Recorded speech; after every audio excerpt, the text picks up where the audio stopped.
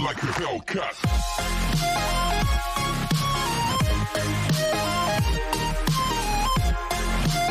अब सीन छियान्यू का दिखाया जाता है जो कहती है कि ये तितली का निशान फिर से कैसे आ गया। अब सीन चैंग फेंग का दिखाया जाता है जो कहता है तितली का निशान।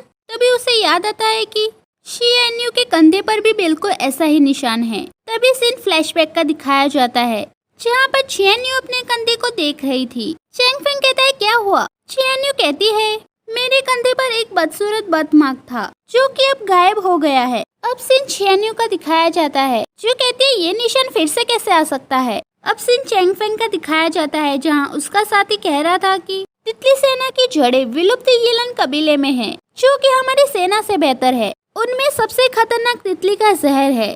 एक बार संक्रमित होने पर वह व्यक्ति पशु के समान भयंकर बन जाता है। चैंग फेंग अपने मन में कहता है विश्वास करना मुश्किल है लेकिन छियान्यू उनमें से एक है। अब सीन छियान्यू का दिखाया जाता है जो कि अपने निशान को ब्लेड से काटने वाली थी, लेकिन तभी उसे किसी की आवाज सुनाई देती है। प्रिंसेस बाओजू यहाँ आ गई है। तभी छियान्यू रुक जाती है। तभी वो प्रिंसेस बाओजू के पास जाती है। प्रिंसेस बाओजू कहती है क्या तुम ठीक हो। छियान्यू कहती है हाँ। प्रिंसेस बाओजू कहती है मैंने सुना है कि भयंकर राक्षसों का समूह उन्होंने तुम पर हमला किया जिसकी वजह से तुम्हारे शरीर से खून बह रहा था। तभी मेड कहती है ये सब अफवाह है, आप उनकी बात का विश्वास न करें। छियान्यू कहती है क्या तुम मुझे इसके बारे में और जानकारी दे सकती हो। प्रिंसेस बाओजू कहती है बिल्कुल। वही सीन हमें एक गार्ड का दिखाया जाता है जो कहता है योर मैजेस्टी प्रिंस वुआन यहाँ आ रहे हैं। तभी प्रिंस वुआन वहाँ आता है और एक कागज फेंकते हुए कहता है इन बेकार की बातों को देखो जो तुमने लिखी है।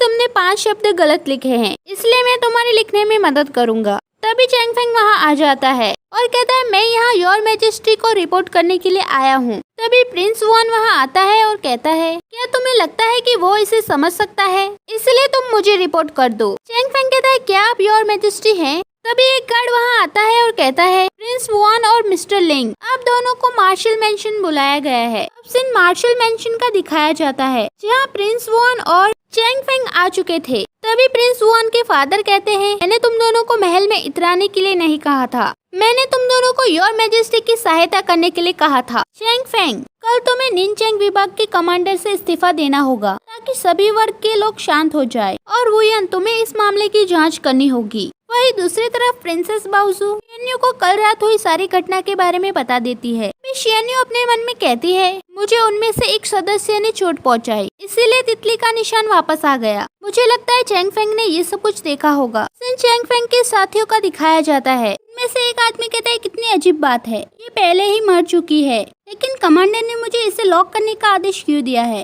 तभी वो बेहोश पड़ी हुई औरत जाग जाती है और उस पर हमला करने के लिए जाती है। तभी वहाँ पर खड़ा दूसरा आदमी कहता है हट जाओ वहाँ से, और उस औरत पर तलवार से वार करता है जिसकी वजह से वो बेहोश हो जाती है। तभी दूसरा आदमी कहता है वो फिर से जिंदा कैसे हो गई और इसका घाव भी ठीक हो गया है। तभी दूसरा आदमी कहता है वो मरी नहीं है, सिर्फ बेहोश हुई है। तभी वो पहला आदमी कहता है तुम कौन हो और यहाँ क्या कर रहे हो। तभी वो दूसरा आदमी कहता है ये मामला प्रिंस वुआन को सौंप दिया गया है। तभी पहला आदमी कहता है अगर इन्हें तलवार से नहीं मारा जा सकता तो हम और क्या कर सकते हैं। दूसरा आदमी कहता है इन्हें जला देना ही एकमात्र रास्ता है। वहीं दूसरी तरफ प्रिंसेस बाओजू के नाक से खून निकलने लगता है, लेकिन उस खून को देखकर छियान्यू के अंदर का शैतान जागने लगता है। इसलिए वो प्रिंसेस बाओजू को जल्दी से यहाँ से जाने के लिए कहती है, लेकिन वो जा नहीं रही थी। वहीं छियान्यू प्रिंसेस बाओजू के नाक से निकल रहा खून देखकर खुद को रोक नहीं पा रही थी, इसलिए धीरे धीरे कर वो अपना हाथ उसके पास ले जाती है। वहीं बाहर एक औरत और एक गार्ड खड़े होकर बात कर रहे थे। तभी चैंग फेंग वहाँ आ जाता है और वो कहता है आप दोनों यहाँ क्या कर रहे हैं। वो गार्ड कहता है क्योंकि कल रात जो कुछ भी हुआ वो उन्हें पता चल गया, इसलिए वो आपसे मिलने की जिद कर रही थी, इसलिए वो मैडम यू के साथ अंदर गई है लेकिन अभी तक बाहर नहीं आई है। चैंग फेंग कहता है क्या वो अभी भी अंदर है। गार्ड कहता है हाँ। अभी वो भागते हुए अंदर की तरफ जाता है जहाँ पर प्रिंसेस बाओजू बेहोश पड़ी हुई थी और छियान्यू एक कोने में बैठी हुई थी। तभी वो चैंग फेंग की तरफ देखती है और उसे कहती है बाहर चले जाओ और उसकी तरफ हमला करने लगती है, लेकिन तभी चैंग फेंग उसे पकड़ लेता है और एक चाकू निकालते हुए कहता है छियान्यू मुझे माफ कर देना, और उसके सीने में चाकू घुसा देता है। तभी छियान्यू जाग जाती है और अपने सीने पर देखती है जहाँ पर घाव लगा हुआ था। तभी चैंग फेंग कहता है आखिरकार तुम जाग गई, ये मेरी गलती थी लेकिन ऐसा करना जरूरी था, मुझे माफ कर दो। छियान्यू कहते प्रिंसेस कहाँ है, क्या वो ठीक है। चैंग फेंग कहता है हाँ वो ठीक है और चिंता मत करो, उसने कुछ नहीं देखा। शियन्यू कहती है मुझे माफ कर दो, लेकिन उस समय हालात ही कुछ ऐसे थे कि मुझे ये करना पड़ा। सीन फ्लैशबैक का दिखाया जाता है जहाँ शियन्यू प्रिंसेस बाओसू के पास धीरे धीरे अपना हाथ ले जाने लगती है, लेकिन जैसे तैसे वो अपने आप को रोक लेती है और एक कोने में जाकर बैठ जाती है और प्रिंसेस बाओसू को कहती है चले जाओ यहाँ से, और वो वहाँ से जाने के बजाय उसके पास आ रही थी। इसलिए शियन्यू कहते हैं देखो चैंग फेंग आ गया। जैसे ही प्रिंसेस बाओसू पीछे की तरफ देखने के लिए जाती है, शियन्यू उसे मारकर बेहोश कर देती है। प्रिजन में शियन्यू कहते हैं मैं तुम्हारे प्रति हमेशा ईमानदार रही हूँ। चैंग फेंग कहता है जब हम पहली बार मिले तब तुम उस कबीले की सदस्य थी। शियन्यू कहती है हमेशा। मैं माफी चाहती हूँ कि मैंने तुम्हें ये नहीं बताया, क्योंकि मैं तुम्हें ये बताने की हिम्मत नहीं कर सकी। चैंग फेंग कहता है तो बताओ कि तुम कब उनकी सदस्य बनी। शियन्यू कहती है मुझे कुछ याद नहीं है, मेरी सबसे पुरानी यादें सिर्फ तुम्हारे बारे में है। अब सीन उस दिन का दिखाया जाता है जहाँ चैंग फेंग और शियन्यू पहली बार मिले थे। शियन्यू नीचे जमीन पर पड़ी हुई थी। एक आदमी घोड़ा लेकर वहाँ आता है और शियन्यू को बचाता है और उसके घावों पर पट्टियां बांधता है, जो कि चैंग फेंग की था। चैंग फेंग कहता है तुम्हारा परिवार कहाँ है, क्या तुम्हें कहीं जाना है? लेकिन शियन्यू कुछ नहीं बोल रही थी। तभी चैंग फेंग उसे थोड़ा खाना और पानी देता है और कहता है मुझे कुछ काम है, तुम्हें जहाँ जाना है तुम खुद ही चले जाओ, और वहाँ से जाने लगता है। लेकिन फिर रुकते हुए कहता है जब तुम यहाँ से बाहर निकलोगी तो अपने लिए जूते खरीद लेना। उसे पैसे देकर वहाँ से जाने लगता है। सीन थोड़ी देर के बाद का दिखाया जाता है जहाँ पर चैंग फेंग एक गुफा में बैठकर अपने लिए चिकन पका रहा था। शियन्यू वहाँ पर एक मछली डालती है। चैंग फेंग कहता है क्या मैंने तुम्हें पैसे और खाना नहीं दिया, फिर भी तुम मेरा पीछा क्यों कर रही हो? लेकिन वो कोई जवाब नहीं दे रही थी। चैंग फेंग कहता है बाहर ठंड है, अंदर आ जाओ। तभी वो अंदर आकर उसके पास बैठ जाती है और उसे मछली देती है। चैंग फेंग कहता है मुझे मछली पसंद नहीं, इसलिए शियन्यू खुद ही उसे खाने लगती है। चैंग फेंग उसे रोकते हुए कहता है ये अभी कच्ची है, तुम चिकन खा लो। फिर वो चिकन खाने लगती है और चैंग फेंग आग जला रहा था।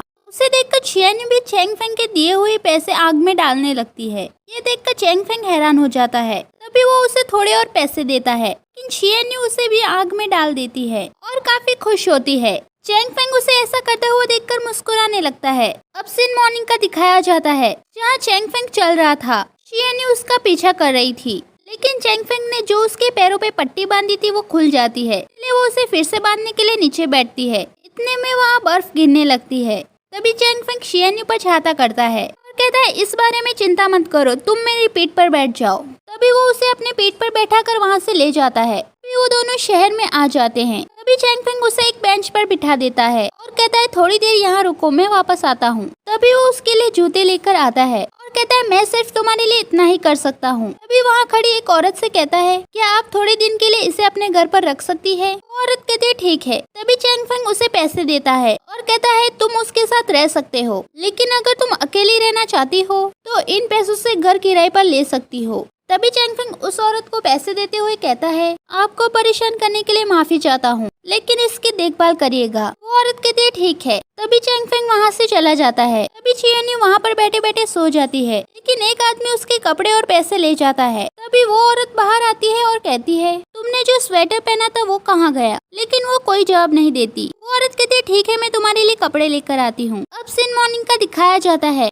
शियन्यू सो रही थी, वो जाग जाती है। पूरा दिन उस बेंच पर बैठी हुई थी। ऐसे ही रात हो जाती है। वो औरत उसे अपने साथ घर चलने के लिए कहती है, लेकिन वो नहीं जा रही थी। उसके हाथ पर काट लेती है। सीन मॉर्निंग का दिखाया जाता है। यहाँ पर वो सो रही थी, लेकिन लोगों की आवाज सुनकर वो जाग जाती है। उसे काफी भूख भी लग रही थी। फिर वहाँ पर एक कैंडी बेचने वाला आता है। वो जाकर उससे कैंडी ले लेती है। कैंडी बेचने वाला आदमी उससे पैसे मांगता है, लेकिन वो पैसे नहीं दे रही थी। तभी शियन्यू की नजर चैंग फेंग पर पड़ती है, जो कि अपना काम कर रहा था। शियन्यू ये देखकर उसके पास जाने लगती है, लेकिन कैंडी बेचने वाला आदमी उसे रोक लेता है और उसे जाने नहीं दे रहा था। तभी चैंग फेंग उस तरफ देखता है, लेकिन उसे उस लड़की का चेहरा नहीं दिखाई दे रहा था। तभी चैंग फेंग कहता है जिनमिंग जाओ और वहाँ पे देखो क्या चल रहा है। तभी जिनमिंग उन दोनों के पास आ जाता है। कहता है क्या हुआ? कैंडी बेचने वाला आदमी कहता है ये लड़की मेरा पैसा दिए बिना भाग रही है। जिनमिंग कहता है उसे छोड़ दो, मैं तुम्हारा पैसा देता हूँ। तभी शियन्यू अपने आप को छुड़वा कर वहाँ से भागने लगती है और चैंग फेंग को पीछे से पकड़ लेती है।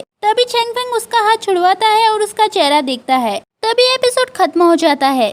नेक्स्ट एपिसोड के लिए like share and subscribe and thank you for watching full video.